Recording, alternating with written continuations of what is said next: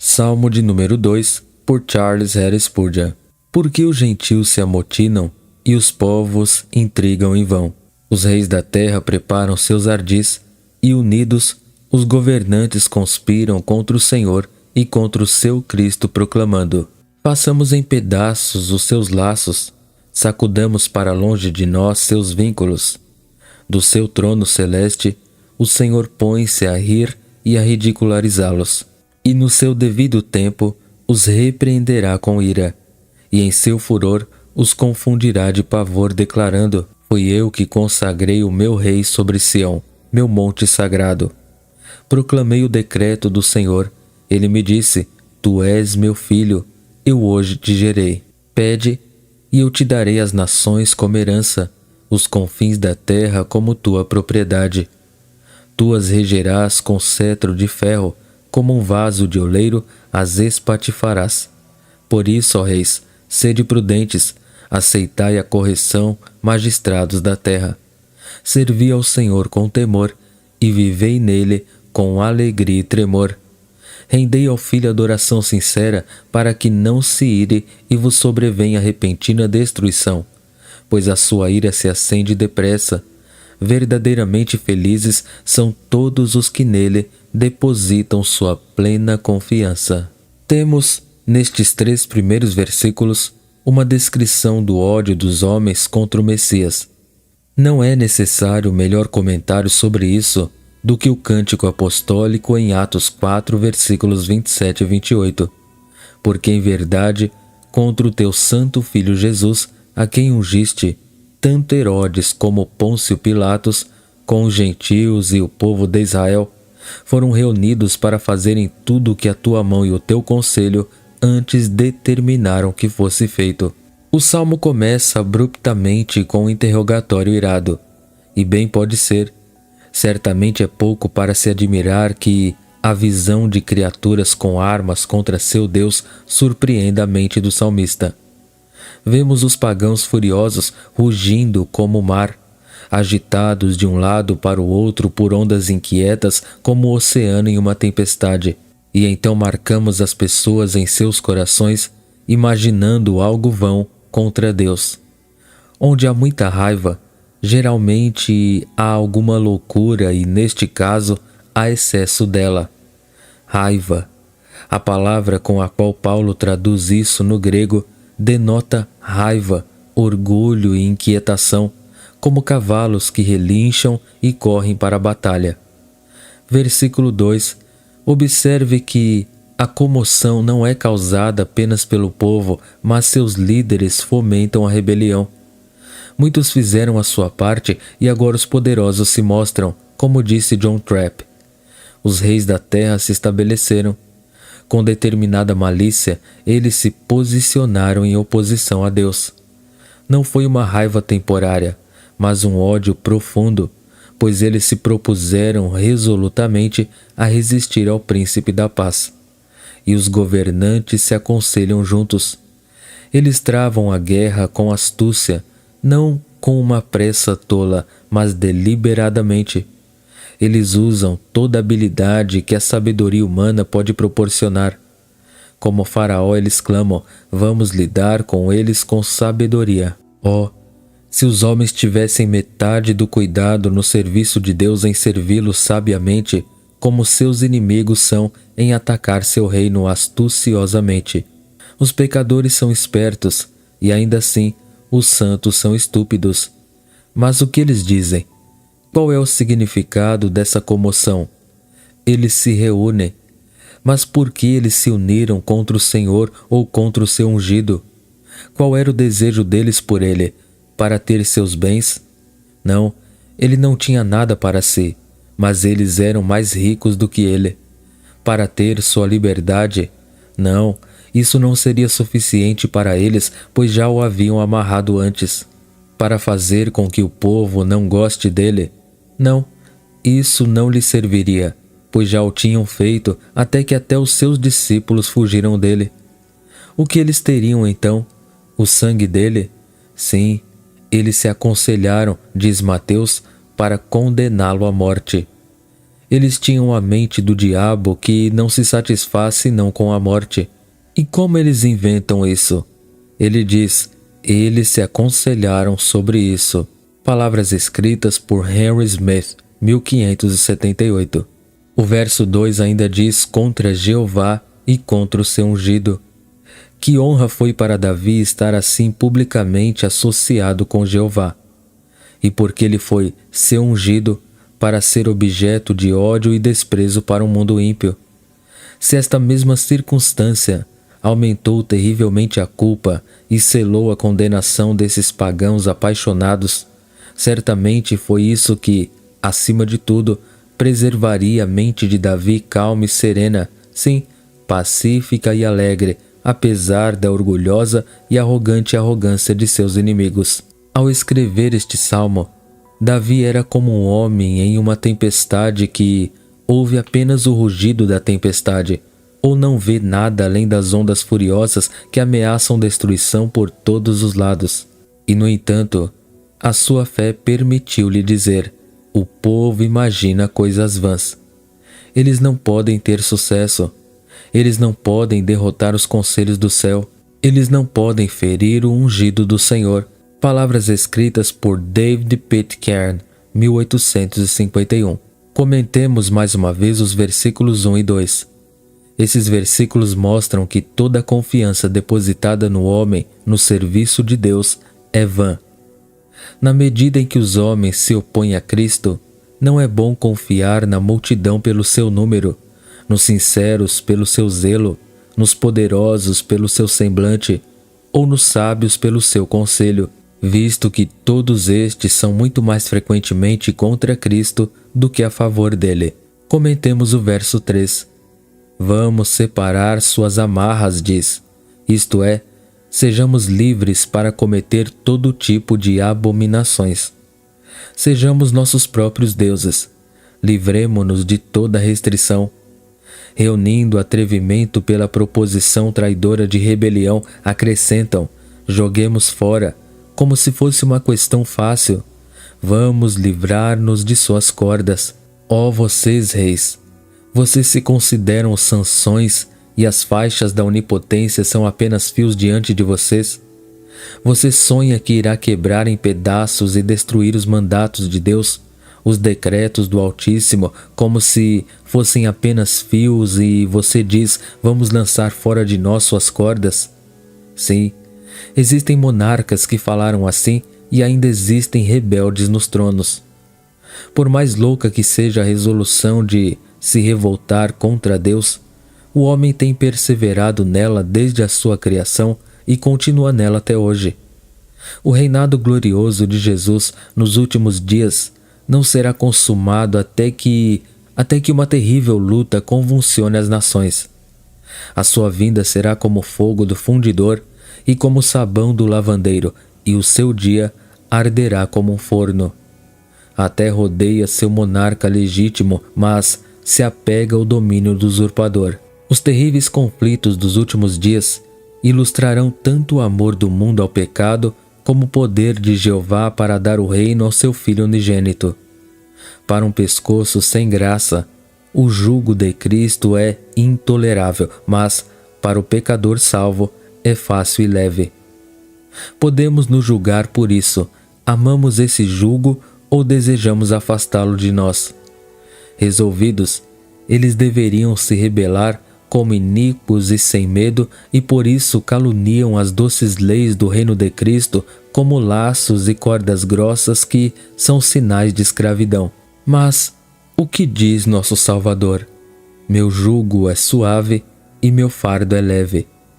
A lei de Cristo não é um fardo maior para um homem regenerado do que asas para um pássaro, diz John Trapp. A verdadeira razão da oposição dos pecadores à verdade de Cristo é o seu ódio pelas restrições da piedade. Comentemos o verso 4. Vamos agora desviar nossos olhos da câmara de conselhos perversos e do tumulto violento do homem para o lugar secreto da majestade do Deus Altíssimo. Veja o escárnio de Deus sobre os rebeldes, tanto agora como no futuro. O que Deus diz? O que o rei fará aos homens que rejeitam seu filho unigênito, o herdeiro de todas as coisas? Observe a tranquila dignidade do Onipotente e o desprezo que ele derrama sobre os príncipes e seu povo furioso. Ele não se deu ao trabalho de se levantar e lutar contra eles. Ele os despreza. Ele sabe quão absurdas, quão irracionais, quão fúteis são suas tentativas contra ele. Ele, portanto, ri deles. Ainda diz o verso 4, aquele que está sentado nos céus.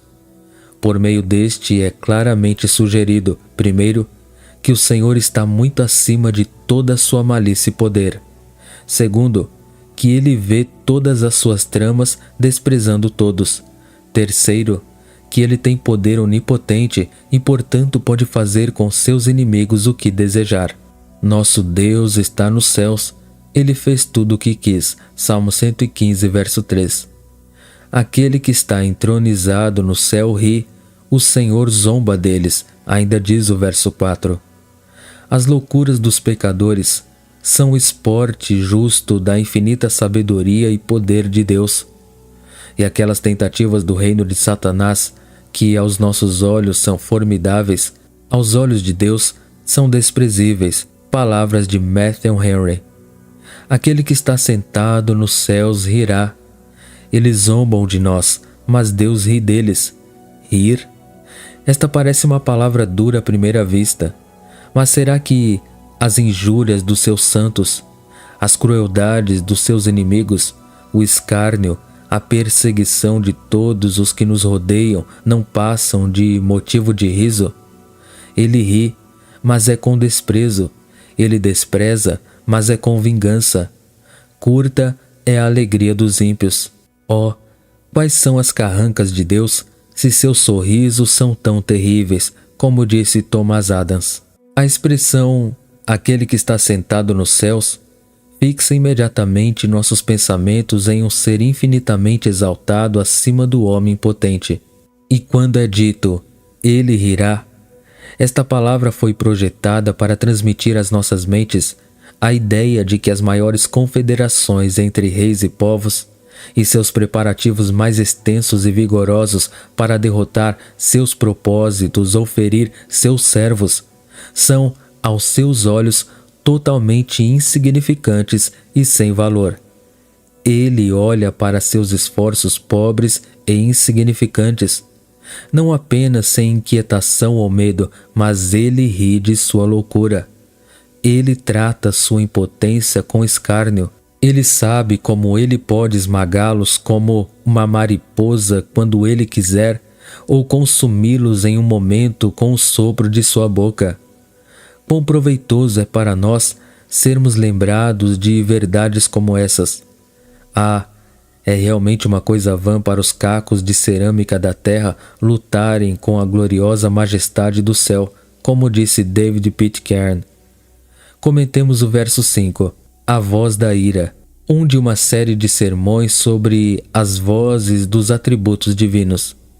Depois de rir, ele falará. Ele não precisa ferir, basta o sopro dos seus lábios. No momento em que o poder deles estiver no auge e a fúria mais violenta, então a sua palavra se manifestará contra eles. E o que é isso que ele diz? É uma sentença muito irritante. No entanto, diz ele, apesar de sua malícia, apesar de suas reuniões tumultuadas, apesar da sabedoria de seus conselhos, apesar da astúcia de seus líderes, ainda assim coloquei meu rei em minha colina sagrada de Sião. Não é uma grande exclamação? Ele já fez aquilo que o inimigo procura impedir. Enquanto eles propõem, ele resolveu o assunto. A vontade de Jeová foi feita e a vontade do homem se preocupa e delira em vão. O ungido de Deus foi designado e não ficará desapontado. Olhe para trás, através de todas as eras de infidelidade. Dê ouvidos às coisas altas e duras que os homens falaram contra o Altíssimo. Ouça o trovão das rajadas da terra contra a majestade do céu. E então pense que Deus está dizendo o tempo todo, ainda assim, coloquei meu rei no meu santo monte de Sião. Irritá-los, seja por horror de consciência ou por pragas físicas. De uma forma ou de outra, ele terá seus centavos, como sempre teve com os perseguidores de seu povo. Palavras de John Trapp. É fácil para Deus destruir seus inimigos. Veja Faraó, seus sábios, seus exércitos e seus cavalos mergulhando e afundando como chumbo no Mar Vermelho. Aqui está o fim de uma das maiores conspirações já formadas contra os escolhidos de Deus. De 30 imperadores romanos, vários deles tiveram uma complicação incalculável de doenças e 8 foram mortos em batalha ou após serem feitos prisioneiros. Entre eles estava Juliano, o apóstata. Nos dias de sua prosperidade, ele teria apontado sua adaga para o céu, desafiando o Filho de Deus, a quem ele comumente chamava o Galileu. Mas, quando foi ferido em batalha, viu que tudo estava acabado para ele, juntou seu sangue coagulado e jogou-o para o alto, exclamando: "Você venceu, ó Galileu!" Voltaire contou-nos as agonias de Charles IX da França, que fez o sangue correr pelos poros da pele daquele miserável monarca depois das suas crueldades e traição aos cristãos. Palavras de William Plumer, 1867. Passemos para o verso 6. Ainda assim, diz, coloquei o meu rei no meu santo monte de Sião. Mesmo assim, Jesus reina. Ainda assim ele vê o trabalho de sua alma, e seu reino inabalável ainda virá, quando ele tomar para si seu grande poder e reinar desde o rio até os confins da terra. Mesmo agora, ele reina em Sião, e nossos lábios alegres entoam louvores ao Príncipe da Paz. Conflitos maiores podem ser aqui preditos, mas podemos estar confiantes de que a vitória será dada ao nosso Senhor e Rei. Triunfos gloriosos ainda estão por vir. Apresse-os, nós te pedimos, ó Senhor. É a glória e a alegria de Sião que seu Rei esteja nela, protegendo-a dos inimigos e enchendo-a de coisas boas. Jesus está sentado no trono da graça e no trono do poder no meio de sua igreja. Nele está a melhor salvaguarda de Sião. Deixe seus cidadãos se alegrarem com ele. Seus muros são fortes, e em seus portões uma guarda de guerreiros celestiais espera. Nem seus alicerces profundos se moverão, fixados em seus conselhos e em seu amor. Seus inimigos se envolvem em projetos vãos. Contra o seu trono em vão eles se enfurecem como ondas crescentes, como rugido furioso que se precipitam e morrem na praia. No entanto, eu estabeleci meu rei. Observe, primeiro, o cargo real e o caráter de nosso glorioso Redentor. Ele é um rei. Este nome ele tem em sua veste e em sua coxa, conforme Apocalipse 19:16. Segundo, a autoridade pela qual ele reina. Ele é meu rei, diz Deus Pai, e eu o estabeleci desde a eternidade. O Pai não julga ninguém, mas confiou todo o julgamento ao Filho. O mundo renega sua autoridade, mas eu a possuo. Eu o estabeleci, eu o dei para ser o cabeça sobre todas as coisas da igreja. Terceiro, seu reino particular sobre o qual ele governa. Fica sobre meu santo monte de Sião, um tipo eminente de igreja evangélica. O templo foi construído no Monte Sião e por isso chamado de colina sagrada. O trono de Cristo está em sua igreja, é sua sede e o local de sua residência peculiar. Observe a firmeza do propósito divino com respeito a este assunto. Ainda assim, eu coloquei ele como rei, isto é, quaisquer que sejam as conspirações do inferno e da terra em contrário, ele reina pela ordenação de seu pai. Palavras de Stephen Chernock, 1628 a 1680. Ainda o versículo 6, ainda assim estabeleci meu rei, e assim por diante. Jesus Cristo é um rei tríplice. Primeiro, o rei dos seus inimigos. Em segundo lugar, o rei dos seus santos. Em terceiro lugar, o rei de seu pai. Primeiro, Cristo é o seu inimigo rei, isto é, ele é rei sobre seus inimigos. Cristo é um rei acima de todos os reis. O que são todos os homens poderosos, os grandes e honrados da terra, em comparação com Jesus Cristo? Eles são apenas como uma pequena bolha na água, pois se todas as nações, em comparação com Deus, são apenas como a gota do balde ou o pó da balança, como o profeta fala em Isaías 40, verso 15, quão pequenos devem ser os reis da terra. Não, amados, Cristo Jesus não é apenas superior aos reis, mas também superior aos anjos. Sim, ele é o cabeça dos anjos e, portanto, todos os anjos no céu são ordenados a adorá-lo. Colossenses 2, verso 12 e Hebreus 1, verso 6. Ele é rei sobre todos os reinos, sobre todas as nações, sobre todos os governos, sobre todos os poderes, sobre todas as pessoas. Daniel 7,14. Os próprios pagãos são dados a Cristo e os confins da terra para sua possessão, conforme o Salmo 2, verso 8. Em segundo lugar, Jesus Cristo é o Rei dos seus santos. Ele é o Rei dos maus e dos bons. Mas quanto aos ímpios, ele os governa com seu poder e força. Mas os santos, ele governa neles pelo seu Espírito e graças. Este é o reino espiritual de Cristo, e aqui ele governa nos corações de seu povo. Aqui ele governa sobre suas consciências, sobre suas vontades, sobre suas afeições, sobre seus julgamentos e entendimentos. E ninguém tem nada para fazer aqui exceto Cristo. Cristo não é apenas o Rei das nações, mas o Rei dos santos, aquele sobre o qual ele governa.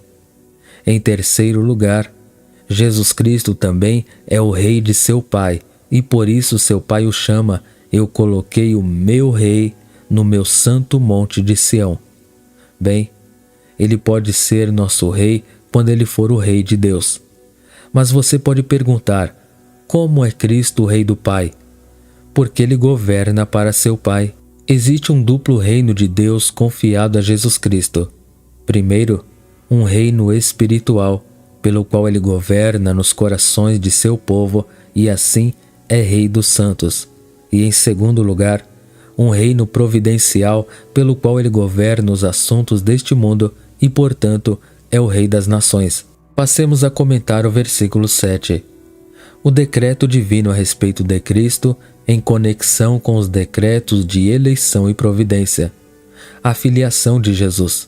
Este salmo tem uma forma dramática, pois agora outra pessoa é apresentada como falando. Olhamos para a câmara do conselho dos ímpios e para o trono de Deus. E agora contemplamos o ungido declarando seus direitos de soberania e alertando os traidores sobre sua condenação. Deus riu dos conselhos e delírios dos ímpios, e agora o próprio Cristo, o ungido, se apresenta como o Redentor ressuscitado, declarado Filho de Deus com poder, segundo o Espírito de Santidade, pela ressurreição dos mortos.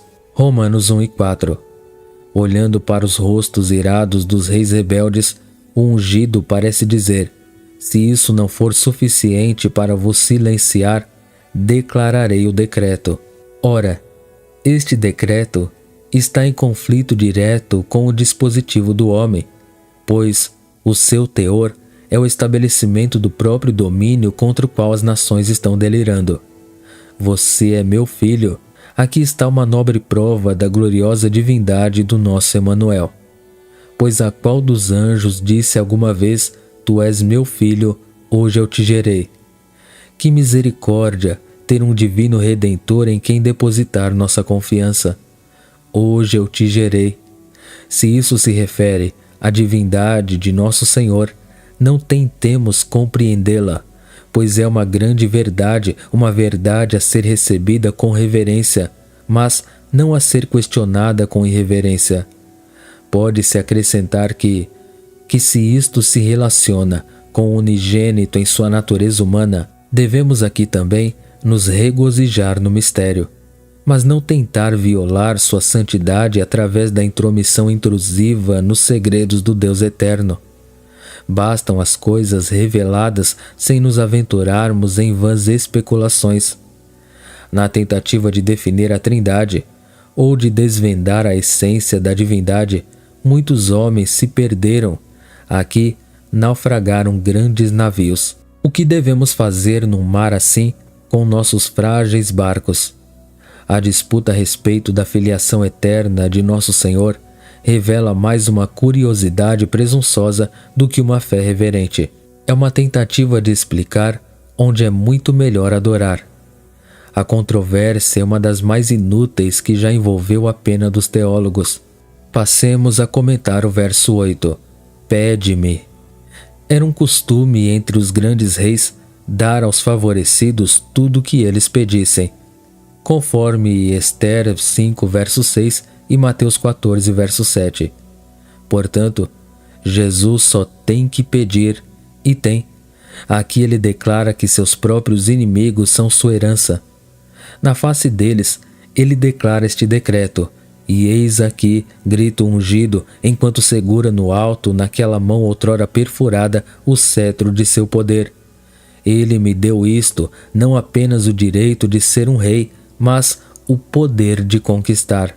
Assim como o retratista olha para a pessoa cujo retrato deseja tirar e traça suas linhas para responder-lhe com a semelhança mais próxima que puder, assim Deus olha para Cristo como o arquétipo ao qual ele conformará o santo, no sofrimento, na graça, em glória, ainda assim, para que Cristo tenha a preeminência em todos.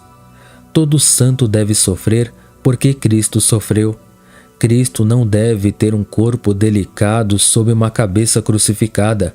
No entanto, ninguém sofreu ou poderia sofrer o que ele suportou.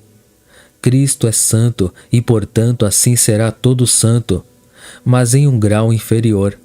Uma imagem talhada em barro não pode ser tão exata quanto aquela gravada em ouro. Agora, nossa conformidade com Cristo aparece que, assim como as promessas feitas a ele foram cumpridas em suas orações a seu Pai, suas promessas feitas a seus santos são dadas a eles da mesma forma que a oração: peça-me, diz Deus a seu Filho, e eu lhe darei. E o apóstolo nos diz: você não tem porque não pede. Deus prometeu apoio a Cristo em todos os seus conflitos. Isaías 42, verso 1: eis o meu servo, a quem eu defendo. Ainda assim, ele orou com fortes gritos e lágrimas quando seus pés estavam na sombra da morte. Uma semente lhe é prometida e a vitória sobre seus inimigos, mas por ambos ele ora. Cristo age para conosco como um rei, mas para com seu Pai como um sacerdote. Tudo o que ele fala a Deus é por meio de oração e intercessão. Assim, aos santos, a promessa os torna reis sobre suas concupiscências, vencedores sobre seus inimigos. Mas isso os torna sacerdotes para com Deus pela oração humilde para processar essas grandes coisas dadas na promessa. Palavras de William Gurnall. Passemos a comentar o verso 9. Você os quebrará com o cetro de ferro, você os despedaçará como a cerâmica. A ruína dos ímpios é certa, irresistível, terrível, completa e irrecuperável. Sim, Jeová deu ao seu ungido uma barra de ferro com a qual ele quebrará em pedaços as nações rebeldes. E, apesar de sua força imperial, elas serão apenas como cerâmica, facilmente despedaçadas em arrepios quando a barra de ferro estiver na mão do onipotente Filho de Deus. Aqueles que não se curvam devem quebrar. A cerâmica não pode ser restaurada se for despedaçada, e a ruína dos pecadores será inútil se Jesus os ferir. Vocês, pecadores, buscam sua graça, cuja ira vocês não podem suportar. Voem para o abrigo de sua cruz e encontrem a salvação lá. A vara tem vários significados nas Escrituras. Pode ser de materiais diferentes, pois foi empregado para finalidades diferentes. Desde cedo, Uma vara de madeira passou a ser usada como uma das insígnias da realeza sob o nome de cetro. Aos poucos, o cetro cresceu em importância e foi considerado característico de um império ou do reinado de algum rei em particular. Um cetro de ouro denotava riqueza e pompa. O cetro, sobre o qual lemos no Salmo 45, verso 6, expressa a justiça e a retidão, a verdade e a equidade que distinguirão o reinado do Messias depois que seu reino na terra for estabelecido. Mas, quando é dito em Apocalipse 19:15 que ele, cujo nome é chamado Palavra de Deus, ferirá as nações e governá-las-á com vara de ferro, se a vara significar seu cetro, então o ferro do qual é feito deve ser projetado para expressar a severidade dos julgamentos que o onipotente Rei dos Reis infligirá a todos os que resistem à sua autoridade. Mas para mim parece duvidoso que a vara de ferro simbolize o cetro real do Filho de Deus em seu segundo advento. É mencionado em conexão com uma espada afiada, poder, embora representado como nas mãos de um rei, mas um instrumento de correção e punição. Nesse sentido, a palavra vara é frequentemente usada.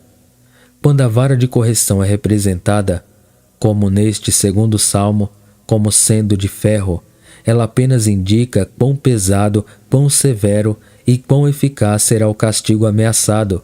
Ele não apenas machucará, mas quebrará. Você os quebrará com vara de ferro. Agora, é uma quebra completa que não seria prontamente efetuada, exceto por uma barra de ferro, que é mais plenamente expressa na seguinte cláusula do versículo: você os despedaçará como a cerâmica. A integralidade da destruição, contudo, depende de duas coisas. Mesmo uma barra de ferro, se usada com cuidado ou contra uma substância dura e firme, pode causar poucos ferimentos. Mas, no caso que temos diante de nós, supõe-se que seja aplicado com grande força. Você os destruirá, e é aplicado ao que se mostrará tão frágil e quebradiço quanto a cerâmica. Você os despedaçará. Aqui, como em outros aspectos, devemos sentir que as previsões e promessas deste salmo foram apenas parcialmente cumpridas na história do Davi literal. Sua realização real, sua conclusão solene, permanece no dia em que o Davi espiritual virá em glória e majestade como rei de Sião, com uma vara de ferro para despedaçar a grande confederação anticristã de reis e povos, e para tomar posse de sua herança muito prometida e comprada com preço caro, indicam que a vinda do Senhor se aproxima. Palavras de David Pitcairn. Comentemos o verso 10. Agora, reis, hajam com sabedoria. Estejam avisados, governantes da terra. A verdadeira sabedoria, adequada para reis e juízes, reside em obedecer a Cristo. O Evangelho, uma escola para aqueles que aprenderiam a governar e julgar bem, podem considerar seus princípios, seu exemplar, seu espírito e assim por diante. A cena muda novamente e é dado conselho àqueles que se aconselharam a se rebelar. São exortados a obedecer e a dar o beijo de homenagem e carinho àquele a quem odiaram. Seja sábio. É sempre sábio estar disposto a ser instruído, especialmente quando tal instrução tende à salvação de alma. Agora vocês, reis, hajam com sabedoria. Não demore mais, mas deixe que a boa razão pese com você. Sua guerra não pode ter sucesso. Portanto, desista e renda-se alegremente àquele que fará você se curvar se recusar seu jugo. Oh, quão sábia, quão infinitamente sábia é a obediência a Jesus, e quão terrível é a loucura daqueles que continuam a ser seus inimigos. Assim como Jesus é o Rei dos Reis e Juiz dos Juízes, o Evangelho é o professor dos maiores e mais sábios. Se alguém for tão grande a ponto de rejeitar suas admoestações, Deus fará pouco deles. E se eles forem tão sábios a ponto de desprezar seus ensinamentos, sua imaginação fantasiosa os tornará tolos. O Evangelho assume um tom elevado diante dos governantes da terra, e aqueles que o pregam deveriam, como Knox e Mayville, magnificar seu cargo por meio de repreensões ousadas e declarações viris mesmo na presença real. Um bajulador clerical só serve para ser ajudante de cozinha na cozinha do diabo. Verso 11. Servi ao Senhor com temor. A verdadeira religião é um composto de muitas virtudes e emoções. Deixe que a reverência e a humildade se misturem ao seu serviço. Ele é um grande Deus, e vocês são apenas criaturas insignificantes. Incline-se, portanto, em adoração humilde e deixe um temor filial se misturar com toda a sua obediência ao grande Pai dos séculos. Alegrem-se com tremor. Deve sempre haver um temor santo misturado com a alegria do cristão. Este é um composto sagrado que produz uma fragrância doce, e devemos cuidar para que não queimemos nenhum outro no altar de Deus. O medo sem alegria é um tormento, e a alegria sem temor santo seria presunção. O temor de Deus promove a alegria espiritual. É a estrela da manhã que inaugura a luz do sol do conforto, andando no temor de Deus e no conforto do Espírito Santo. Deus mistura alegria com medo para que o medo não seja servil. Palavras de Thomas Watson, 1660. Versículo 12. Beije o filho, para que ele não fique zangado e você seja destruído em seu caminho, pois a ira dele pode explodir em um momento. Bem-aventurados todos os que confiam nele. Observe o argumento solene pela reconciliação e obediência. É algo terrível perecer no meio do pecado, no próprio caminho da rebelião.